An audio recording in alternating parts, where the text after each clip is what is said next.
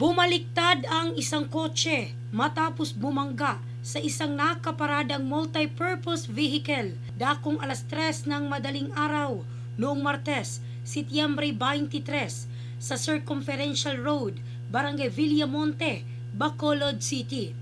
Batay sa inisyal na investigasyon ng pulisya, posibleng nakaidlip ang 28 anyos na driver habang nagmamaneho. Nasira ang likurang bahagi ng nakaparadang MPV at ang kotse habang nagtamo ng minor injury ang driver.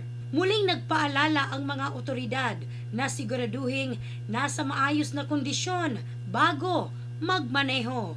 In the heart of changing lives, ako si Michelle Craste ng Brigada News Philippines, the Music and News Authority.